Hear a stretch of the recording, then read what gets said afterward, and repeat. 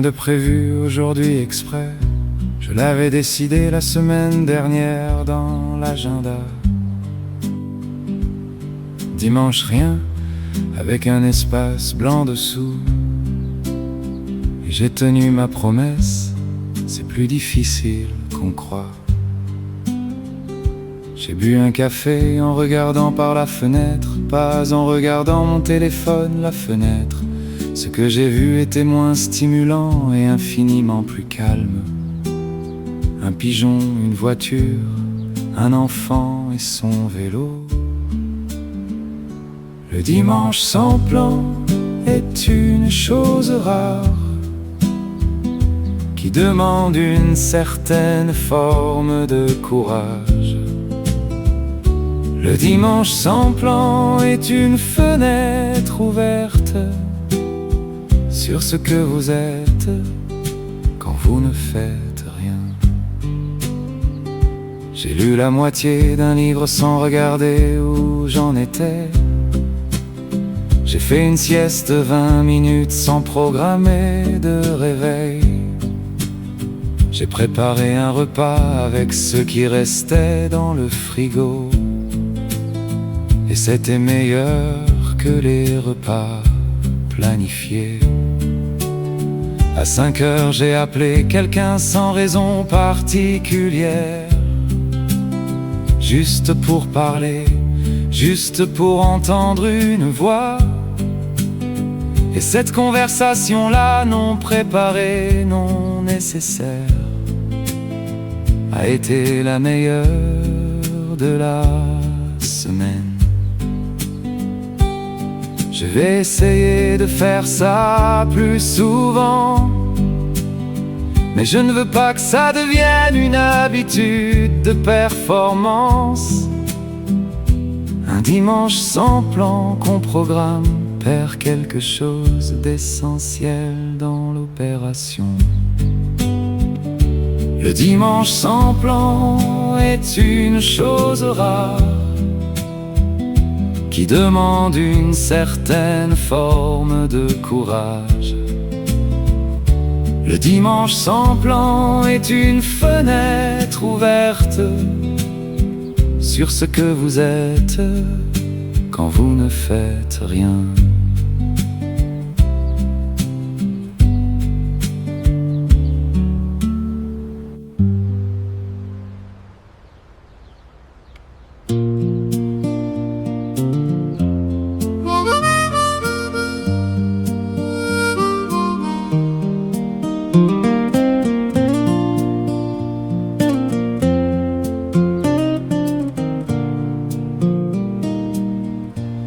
Daniel fait la tournée depuis 20 ans. Il connaît chaque boîte aux lettres par son propriétaire. Il sait qui attend une lettre recommandée avec anxiété et qui n'attend rien depuis des semaines. Il ralentit devant certaines maisons sans le montrer. Il sonne si la voiture est là et si c'est jeudi. Les jeudis, Madame Colette est seule, et une sonnette c'est suffisant pour rompre quelque chose. Le facteur de campagne distribue plus que du courrier. Il distribue la preuve que le monde n'a pas oublié. Quelqu'un quelque part a pensé à vous, assez pour écrire votre adresse sur une enveloppe. Il a vu naître des enfants dans ces maisons. Il a porté les faire-part et les avis de décès. Il a porté des colis trop lourds jusqu'au premier étage, sans qu'on lui demande, juste parce que c'était utile. Son GPS, il ne s'en sert plus pour cette tournée. Il a les routes dans les doigts, les noms dans la tête. Mais le département parle de réorganiser les circuits. Il y a des chiffres qui ne comprennent pas les jeudis de Madame Colette. Le jour où il partira à la retraite, quelques personnes ne le sauront pas tout de suite. Elles attendront leur facteur le matin et il ne viendra pas, et quelque chose aura changé. Le facteur de campagne distribue plus que du courrier. Il distribue la preuve que le monde n'a pas oublié, que quelqu'un quelque part a pensé à vous,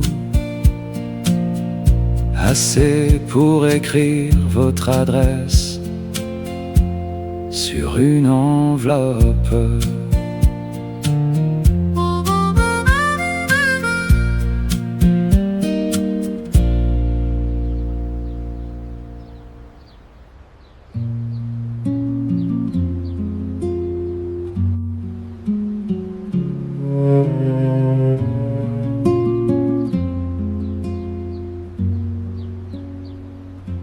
Le jardin en hiver est honnête d'une façon particulière. Plus de fleurs pour distraire, plus de feuilles pour cacher. Juste les structures essentielles, les branches nues, ce qu'il y avait vraiment sous tout le reste. Le rosier sans ses roses est plus intéressant. On voit comment il est fait, ses décisions de croissance, où il a choisi d'aller, vers quelle lumière, ce qu'il a décidé de faire avec son espace. Le jardin en hiver attend sans impatience. Il sait mieux que nous ce qui s'en vient. Le jardin en hiver cache ses richesses dans la terre, dans les racines, dans ce qui ne se voit pas.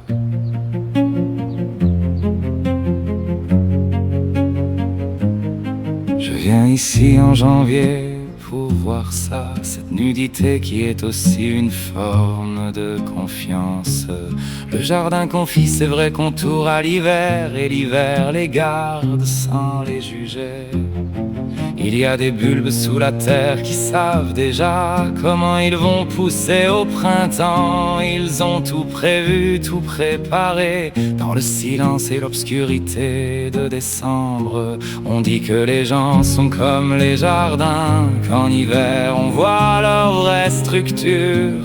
Je ne sais pas si c'est vrai pour les gens, mais pour les jardins c'est exact et c'est suffisant. Le jardin en hiver attend sans impatience. Il sait mieux que nous ce qui s'en vient.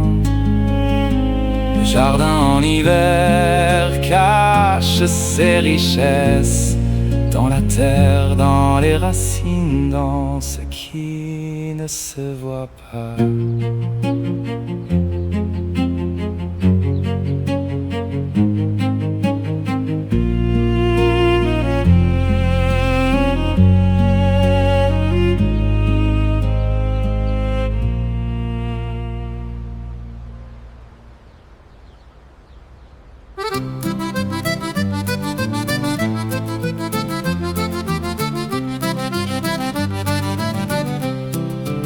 Mon père était marin, et son père aussi.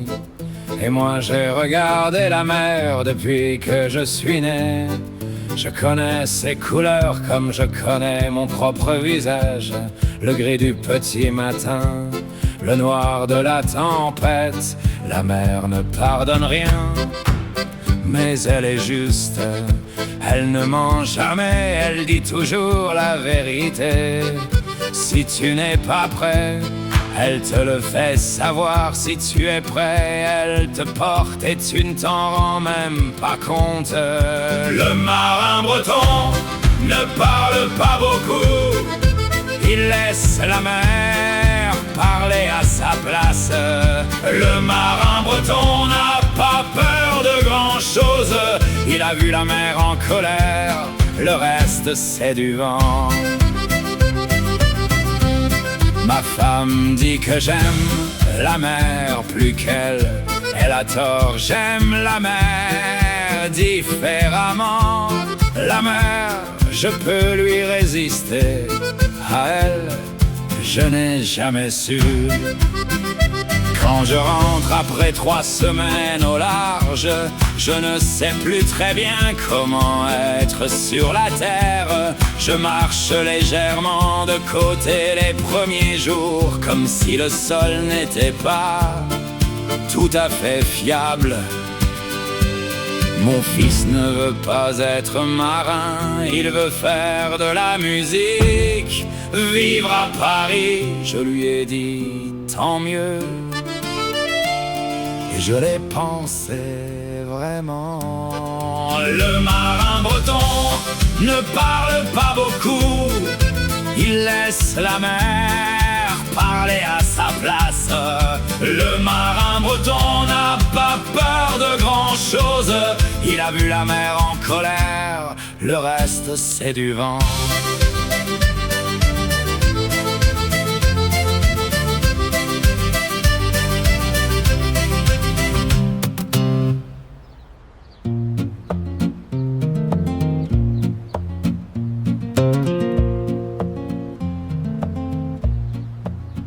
Il choisit son bois comme on choisit un ami. Il le regarde, il le touche, il le sent. Chaque planche un caractère, des habitudes. Il faut apprendre à travailler avec, pas contre.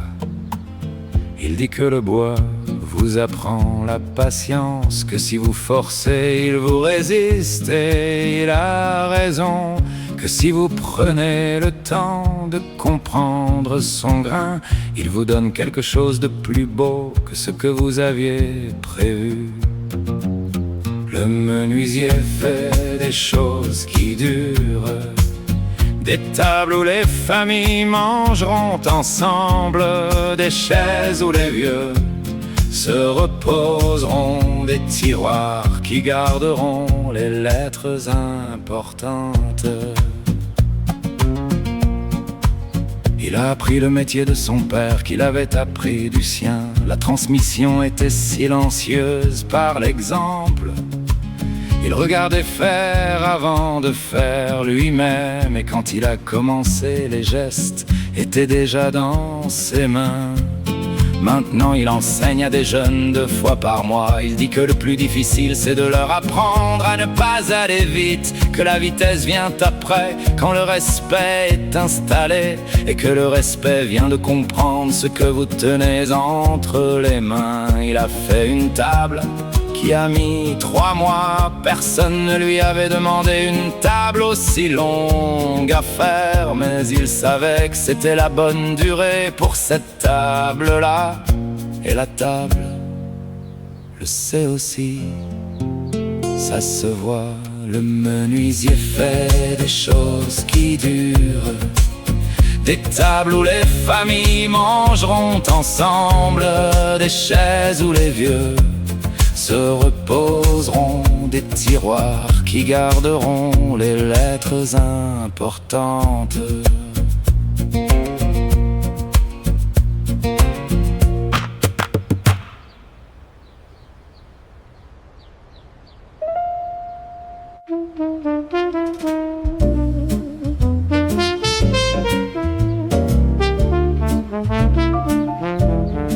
Son atelier sans la térébenthine et le café froid. La lumière entre par une fenêtre vers le nord. Il peint depuis le matin, il s'arrête quand la lumière part. Ce n'est pas une discipline, c'est une dépendance. Les toiles s'accumulent contre les murs, il ne les vend pas, il ne peut pas. Chaque toile est une phrase qu'il n'arrive pas à finir, alors il en commence une autre pour s'en approcher. Le peintre de Montparnasse ne cherche pas la gloire, il cherche quelque chose qu'il ne peut pas nommer. Quelque chose entre la lumière et ce qu'elle touche, entre ce qu'il voit et ce qu'il voudrait voir. Il mange peu, il sort peu, il dort quand il est épuisé. Les voisins entendent son pinceau frotter la toile tard le soir.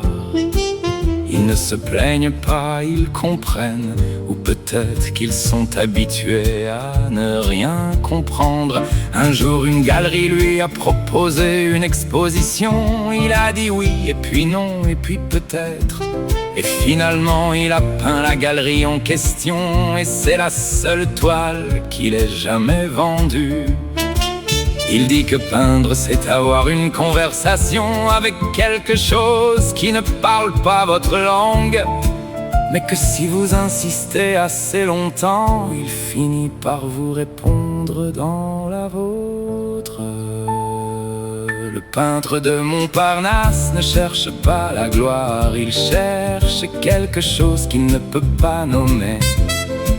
Quelque chose entre la lumière et ce qu'elle touche, entre ce qu'il voit et ce qu'il voudrait voir.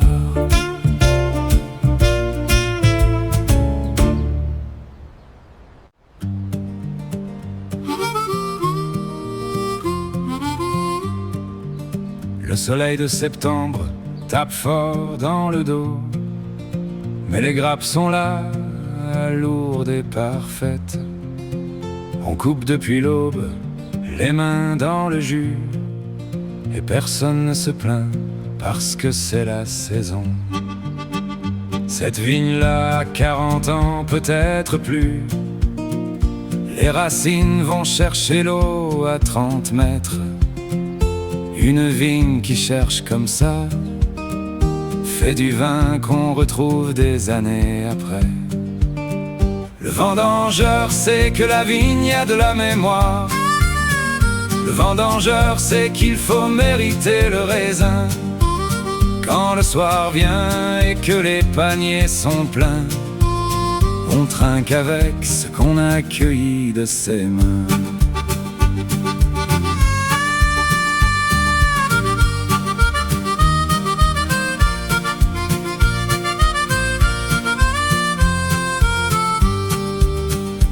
À midi, on mange à l'ombre d'un chêne, du pain, du fromage et le vin d'hier. Les gens qui mangent comme ça sont les gens qui ont vraiment travaillé. Les jeunes de la ville viennent parfois pour l'expérience, pour les photos. Ils tiennent 2 jours, parfois 3, puis retournent là d'où ils viennent. Mais ceux qui restent jusqu'au bout repartent avec quelque chose dans les yeux. Un respect pour ce qui prend du temps, pour ce qui ne peut pas être accéléré. Le vendangeur sait que la vigne a de la mémoire. Le vendangeur sait qu'il faut mériter le raisin. Quand le soir vient et que les paniers sont pleins, on trinque avec ce qu'on a cueilli de ses mains.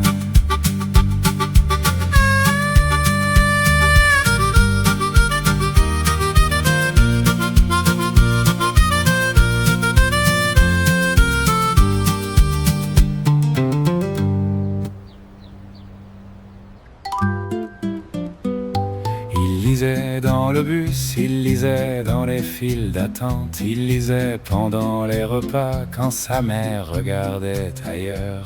Il cachait un livre sous sa veste comme un contrebandier, et dans chaque livre il disparaissait complètement.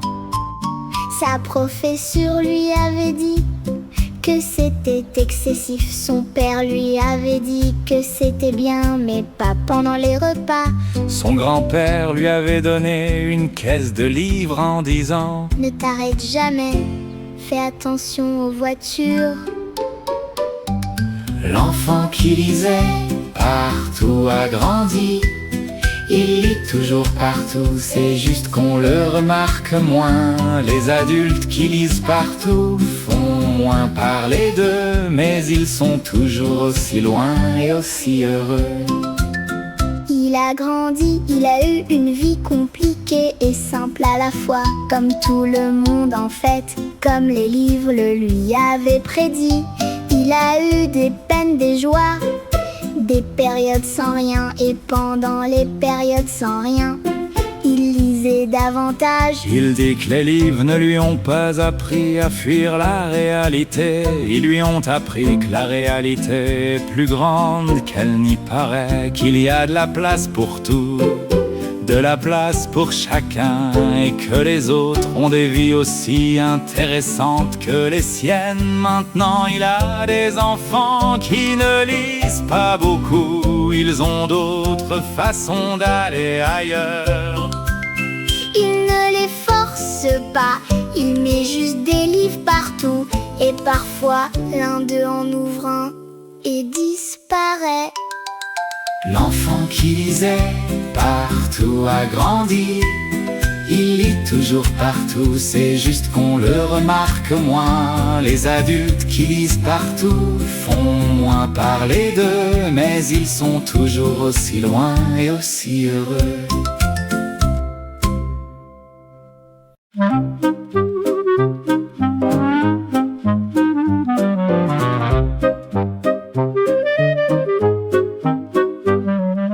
Tous les jours à 10h tapantes, Monsieur Edmond arrive au square avec son pain. Les pigeons l'attendent, c'est une certitude, ils savent l'heure mieux que beaucoup d'humains. Il leur parle, c'est un fait établi, il a des noms pour les réguliers.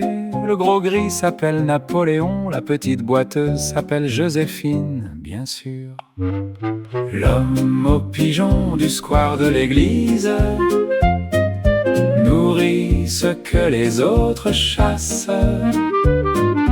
L'homme aux pigeons a trouvé sa paroisse, ses fidèles viennent tous les jours, sans exception.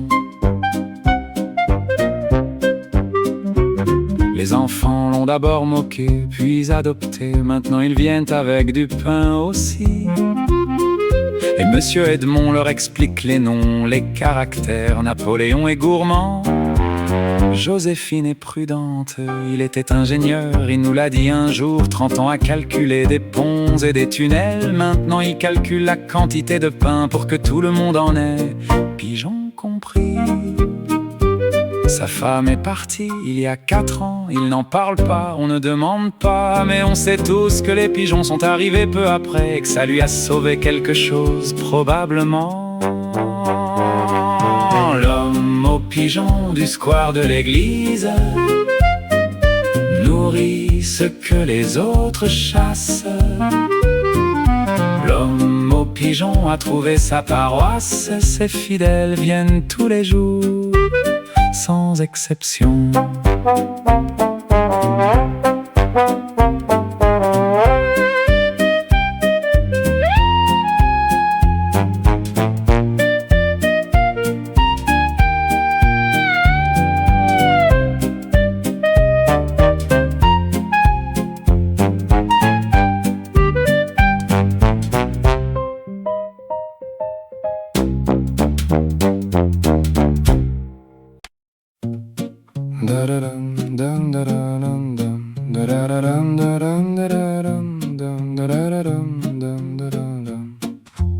Dans le bus numéro 42, il y avait un homme avec un manteau trop grand.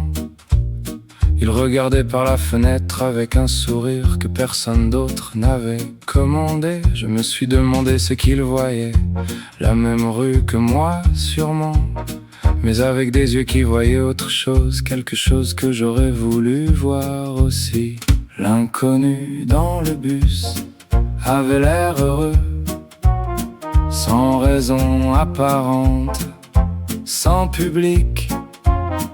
L'inconnu dans le bus m'a appris quelque chose, qu'on peut être heureux sans que ça se voie. Il est descendu à la station Voltaire sans se presser, sans bousculer personne. Il a attendu que tout le monde soit sorti avant de descendre lui-même à son rythme. Je l'ai vu marcher sur le trottoir dans la même direction que la pluie, avec ce sourire qui ne lui appartenait peut-être pas, mais qui semblait si bien lui aller. Je ne saurais jamais qui il était, ce qu'il pensait, où il allait, mais je pense à lui parfois dans le bus et ça me rend un peu plus heureux sans raison. L'inconnu dans le bus avait l'air heureux, sans raison apparente, sans public. L'inconnu dans le bus m'a appris quelque chose, qu'on peut être heureux sans que ça se voie.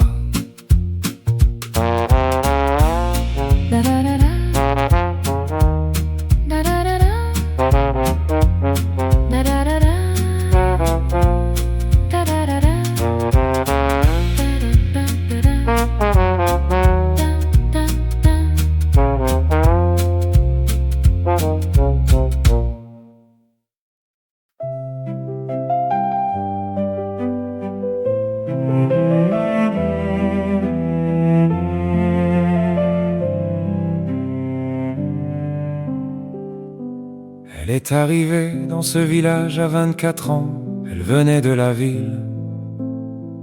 Elle ne connaissait pas les hivers ici. La première année, elle a failli partir 3 fois. Elle est restée 38 ans au final. Elle avait 10 élèves la première rentrée, puis 16, puis 20, puis 12 quand le village a vieilli. Elle les connaissait tous, leurs familles, leurs histoires, et eux la connaissaient comme une deuxième maison. L'institutrice de village a fait des additions, bien au-delà des mathématiques du programme. Elle a additionné les confiances, les curiosités, et soustrait les peurs des petits devant l'inconnu. Certains de ses élèves sont devenus médecins, ingénieurs, d'autres sont restés au village, agriculteurs, artisans. Chacun lui a dit merci à sa manière, un jour ou l'autre. Un mot, une visite, une lettre trouvée dans la boîte aux lettres. À sa retraite, le village a fait une fête. Tous ceux qui avaient été ses élèves sont revenus. Certains venaient de très loin, du bout de la France. Elle a pleuré exactement une fois, entre la poire et le fromage. Elle dit que ce qu'elle a aimé, c'est le moment où un enfant comprend quelque chose. Ce moment précis dans les yeux, ça ne s'explique pas, ça ne s'oublie pas non plus. L'institutrice de village a fait des additions, bien au-delà des mathématiques du programme. Elle a additionné les confiances, les curiosités, et soustrait les peurs des petits devant l'inconnu.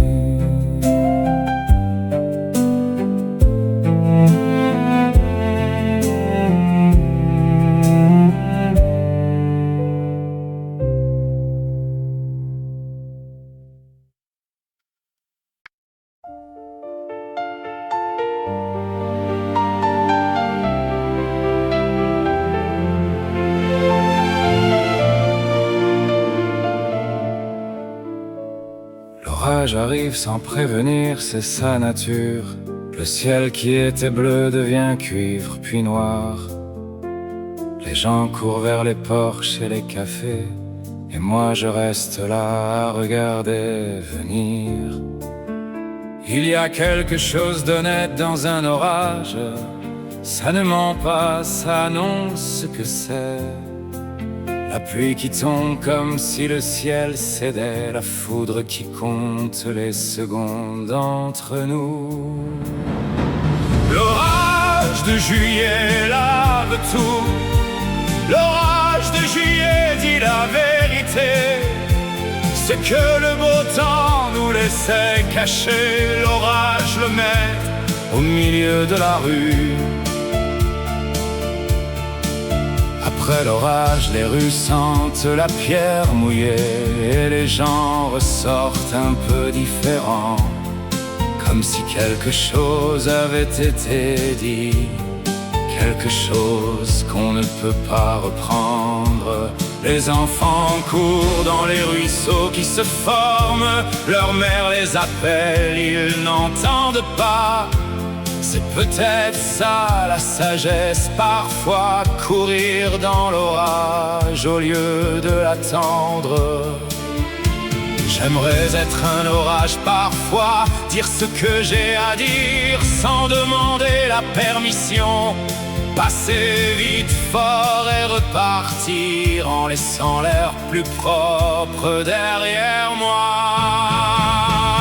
L'orage de juillet lave tout. L'orage de juillet dit la vérité. Ce que le beau temps nous laissait cacher, l'orage le met au milieu de la rue.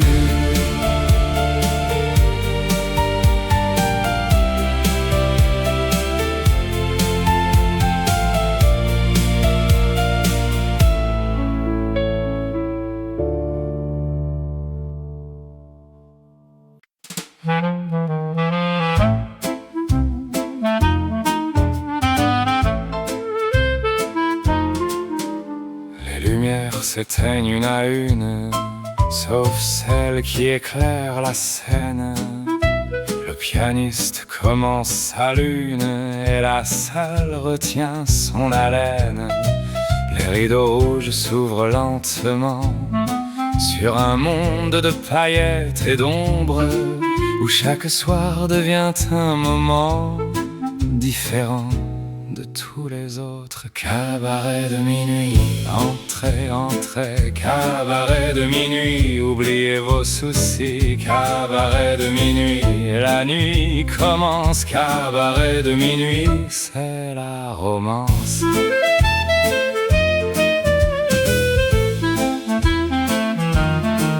Une chanteuse en robe de velours raconte une histoire d'amour perdu, et chaque personne dans la salle pense à quelqu'un qu'elle a connu. Le serveur passe avec son plateau de champagne et de petits secrets. La nuit est jeune, la nuit est belle, et personne ne veut qu'elle s'arrête. Demain le monde reprendra ses droits, le travail, les soucis, le bruit. Mais ce soir, juste ce soir, tout appartient au cabaret de minuit. Cabaret de minuit, entrez, entrez. Cabaret de minuit, oubliez vos soucis. Cabaret de minuit, la nuit commence. Cabaret de minuit, c'est la romance.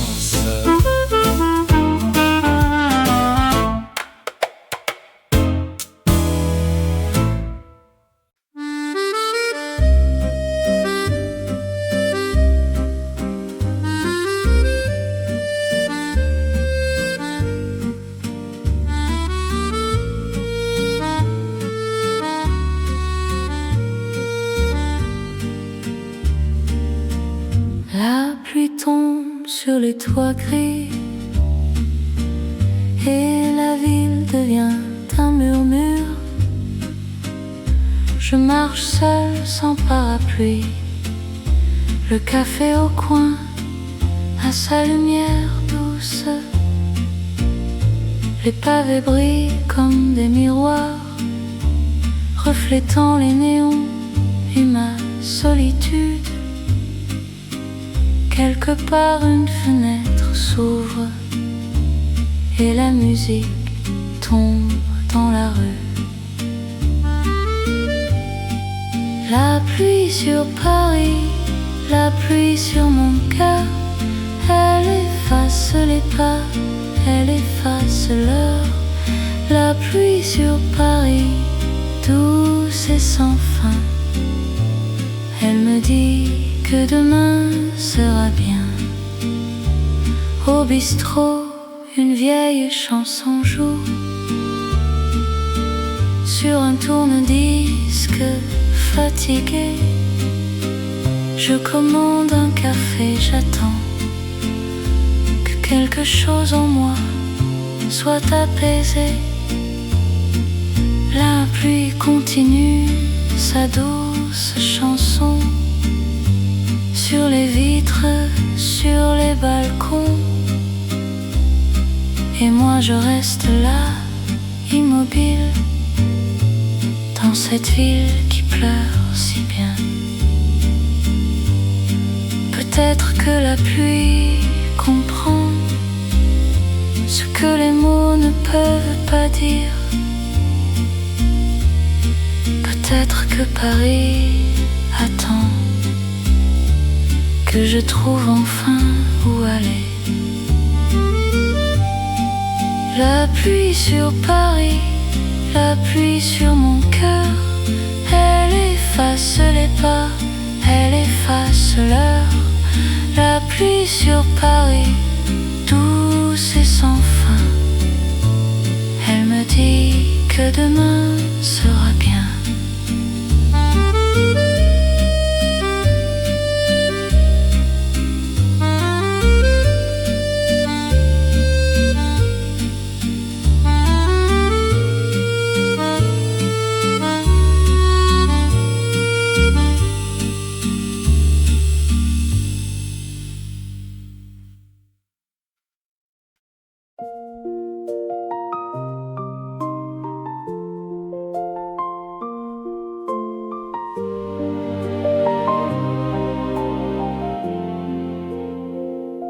La pluie a commencé sans prévenir, et nous n'avions pas de parapluie.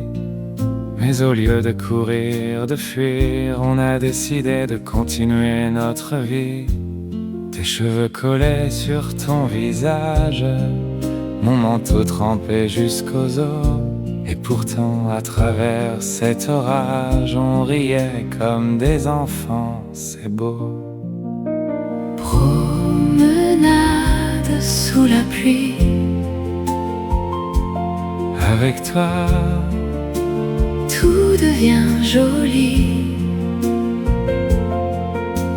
Promenade sous la pluie,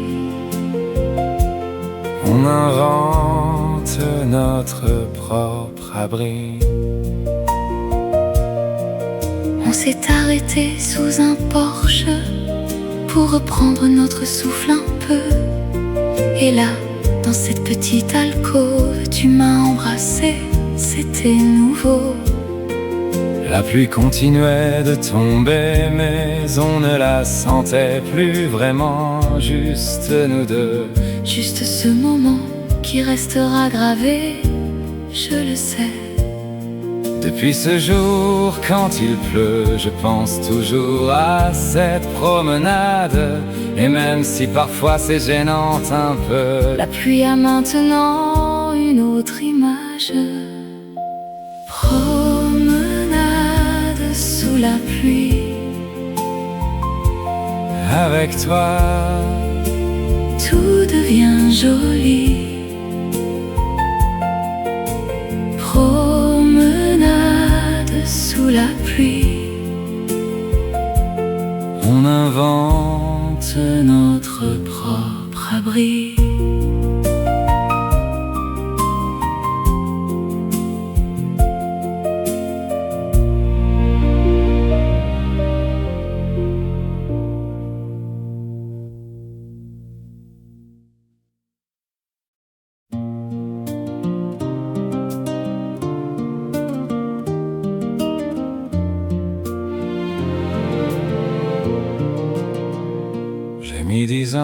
à revenir à Bordeaux.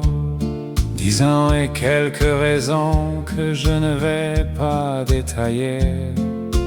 La ville a changé, les quais sont devenus beaux, et moi j'ai changé aussi, dans l'autre sens peut-être. Les rues que je connaissais par cœur, je les reconnais, mais elles ne me reconnaissent pas. Il faut réapprendre une ville quand on revient, comme on réapprend quelqu'un qu'on n'a pas vu longtemps. Retour à Bordeaux avec 10 ans dans la valise. Retour à Bordeaux pour voir ce qui reste. Les pierres blondes sont les mêmes sous le soleil du soir, mais moi je suis différent. Et c'est bien comme ça.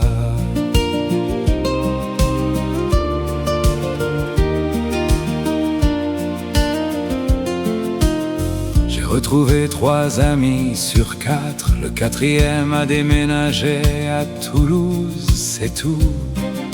On a mangé ensemble comme si les années n'existaient pas, sauf qu'on parlait d'enfants, de dos, d'impôts. La Garonne est toujours la même couleur incertaine, ni vraiment bleue, ni vraiment grise. Bordeaux parfois, comme si la ville avait mis sa couleur dans le fleuve, pour que tout le monde sache d'où il vient.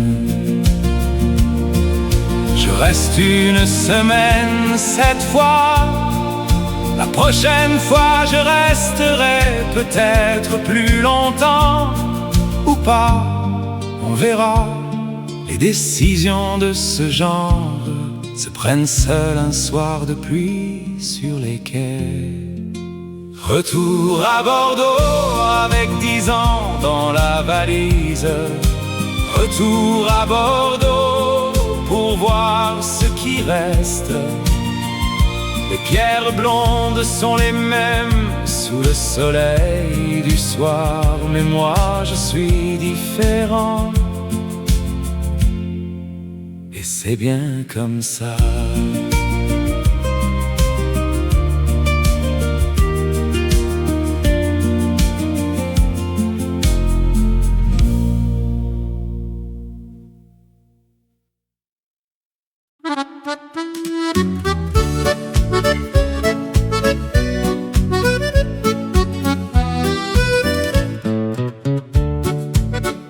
Tous les jours à 9 heures précises, le facteur passe devant la boutique, et la fleuriste avec sa belle robe grise lui offre une fleur, c'est presque magique.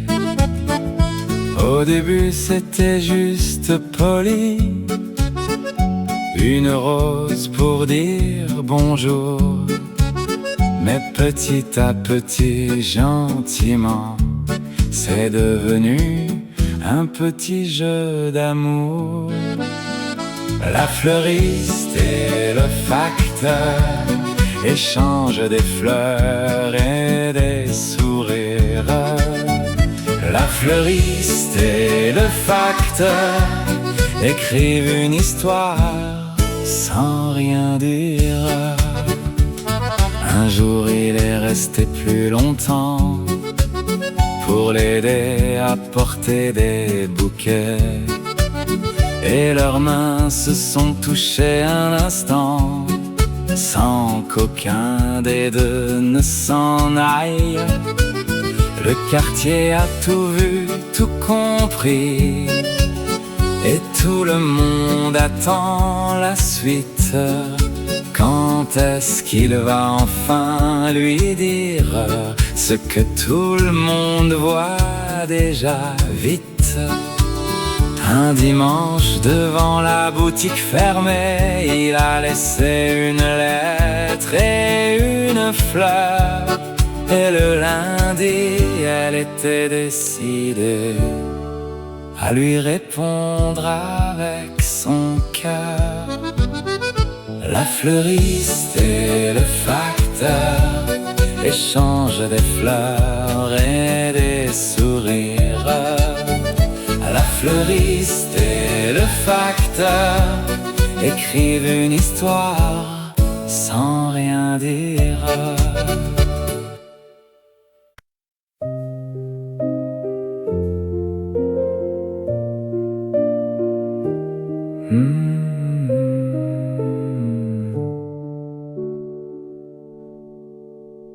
Le soir tombe et je sors sur le balcon avec un verre de vin et mes pensées. La ville s'allume, devient un horizon de lumière que je connais par cœur.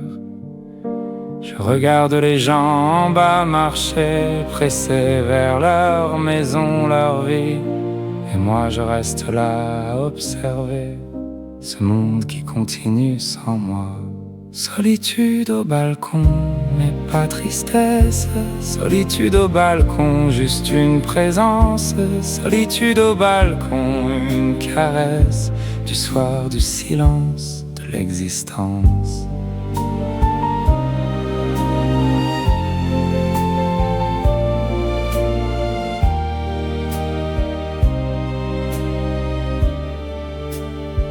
Parfois la solitude fait peur, mais ce soir elle est presque amicale, comme une vieille connaissance douce qui me tient compagnie banale. Le vin est bon, l'air est frais, et quelque part une musique joue. Je ne suis pas seul finalement, le monde entier me tient un peu la main. Demain sera un autre jour, avec ses bruits, ses obligations. Mais ce soir, juste cette tour de silence est ma seule possession. Solitude au balcon, mais pas tristesse. Solitude au balcon, juste une présence. Solitude au balcon, une caresse du soir, du silence, de l'existence.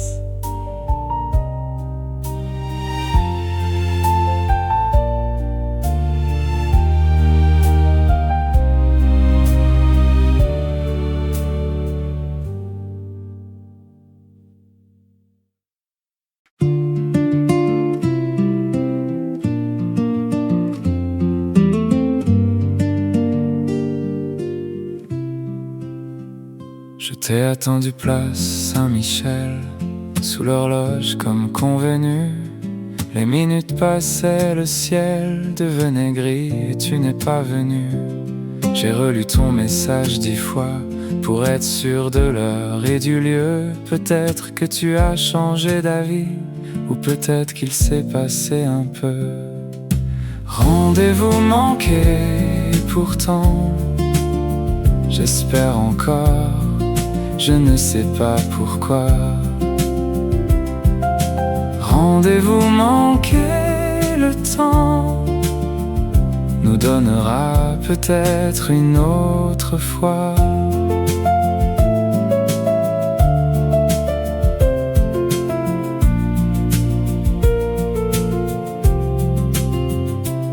J'ai marché seul dans les rues avec ce vide que je connais bien.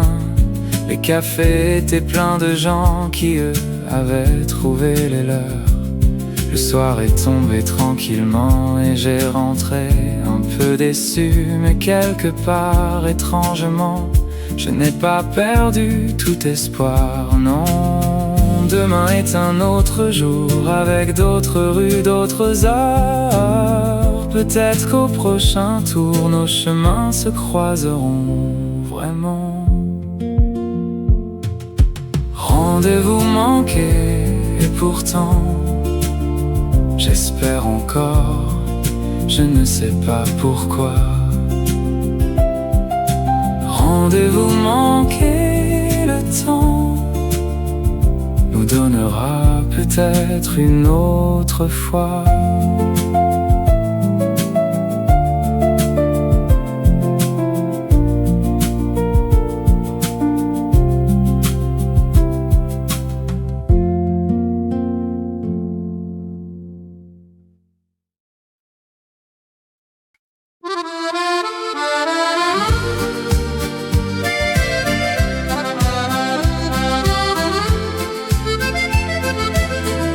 Sur le toit de l'immeuble ce soir, on a installé un vieux tourne-disque.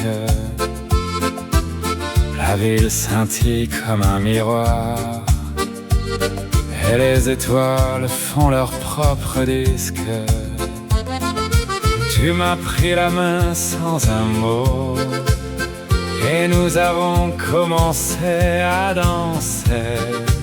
Au-dessus de tout, au-dessus des mots, juste toi et moi, simplement. On danse avec les étoiles, loin du bruit, loin des rues. On danse avec les étoiles, et le temps n'existe plus. La musique tournait doucement, une vieille chanson d'amour, et chaque pas nous emmenait plus haut, plus loin, jusqu'au jour. Le soleil s'est levé sur Paris, et nous étions encore là, fatigués mais pleins de vie. Ce moment ne s'oublie pas. peu importe ce qui viendra après. Cette nuit restera gravée. On a dansé avec les étoiles, Et c'était notre éternité. on danse avec les étoiles, Loin du bruit, loin des rues.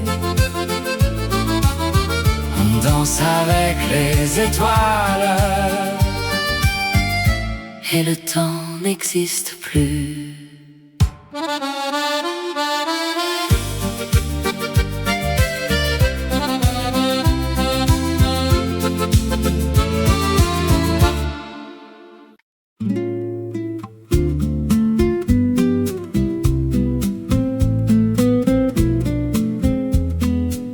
Je n'avais que 3 jours à Lyon, 3 jours pour apprendre une ville. J'ai marché le long des 2 fleuves et la ville m'a appris à être tranquille. Le premier jour j'étais encore pressé, le deuxième j'ai commencé à voir. Le troisième, j'étais déjà triste de partir. C'est toujours comme ça avec les villes qui savent. 3 jours à Lyon, pas assez. 3 jours à Lyon pour tout aimer. Les traboules, les bouchons, la lumière et ces 2 rivières qui ne se pressent jamais. J'ai mangé seul dans un restaurant de la Croix-Rousse. Un vieux monsieur m'a expliqué l'histoire du quartier. Il parlait comme si j'avais tout mon temps. Alors j'ai pris tout mon temps et j'ai été payé. La dernière nuit j'ai marché très tard. La ville avait changé de visage. Plus douce, plus sombre, plus réel, ce visage-là, personne ne vous le montre dans les guides. Certaines villes entrent dans vous vite, certaines prennent des années. Lyon m'a pris en 3 jours, je lui appartiens depuis. 3 jours à Lyon, pas assez. 3 jours à Lyon pour tout aimer. Les traboules, les bouchons, la lumière et ces 2 rivières qui ne se pressent jamais.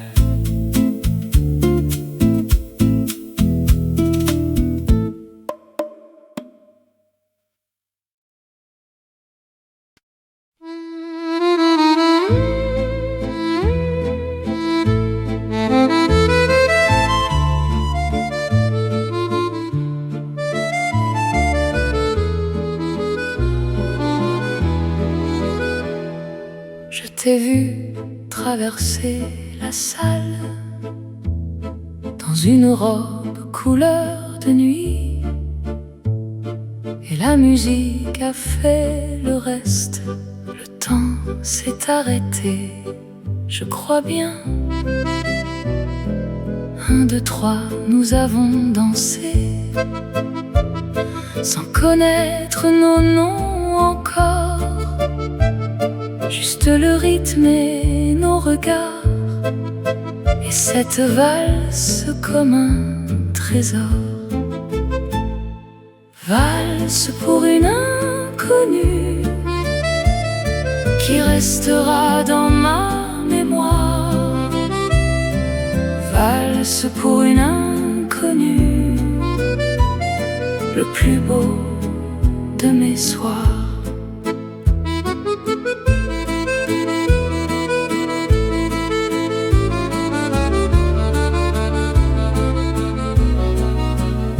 La musique s'est arrêtée trop vite, et tu es parti dans la foule. Je n'ai gardé que ce moment comme une perle qui roule. J'ai cherché ton visage longtemps, dans chaque rue, chaque vitrine. Mais peut-être que c'est mieux ainsi, un souvenir qui ne se termine. Si on se revoit un jour, est-ce qu'on dansera encore? Ou est-ce que ce sera juste un sourire et puis dehors? Valse pour une inconnue qui restera dans ma mémoire. Valse pour une inconnue, le plus beau de mes soirs.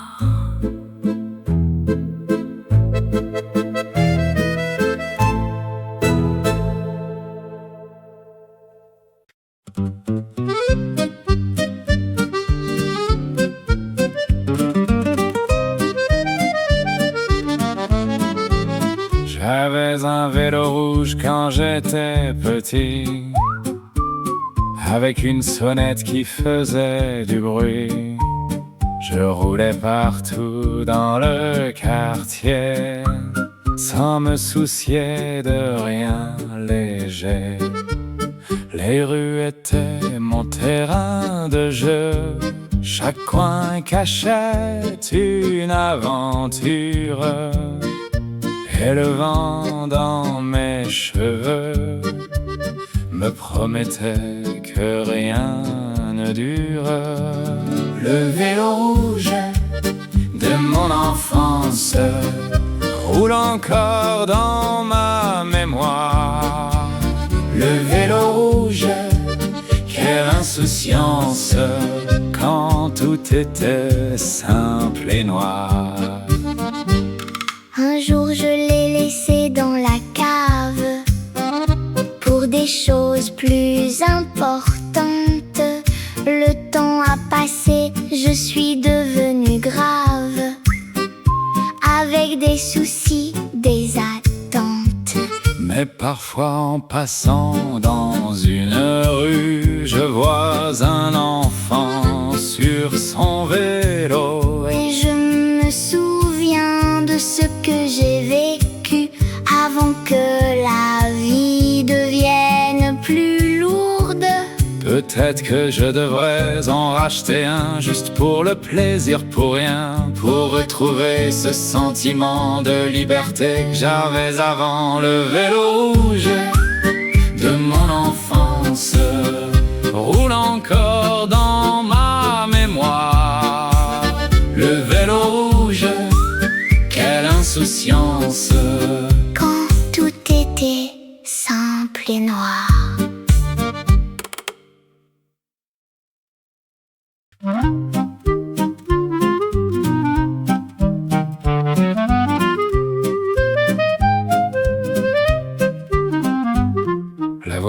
du 5e joue du violon tous les soirs vers 7 heures. On entend ses gammes, ses leçons et parfois une vraie mélodie qui pleure. Au début ça m'a un peu dérangé, ce bruit qui passait par les murs.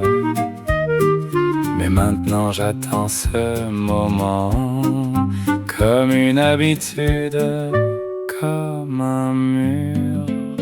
La voisine du 5e ne sait pas que je l'écoute. La voisine du 5e rend mes soirées moins douloureuses. Un jour je l'ai croisée dans l'escalier et je lui ai dit que j'aimais sa musique. Elle a souri un peu surprise, gênée, et m'a dit qu'elle jouait de manière comique. Maintenant on se salue chaque jour et parfois elle joue un peu plus fort, comme un petit signe, un peu d'humour entre voisins, c'est tout un trésor. La vie en immeuble, c'est comme ça, des inconnus qui partagent un mur.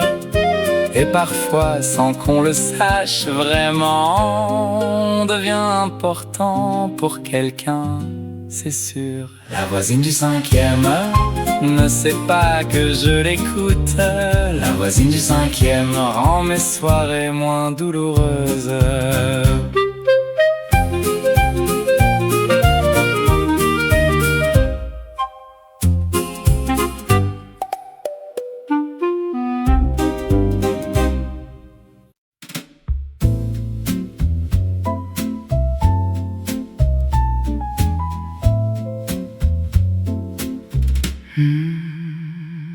Le dernier métro arrive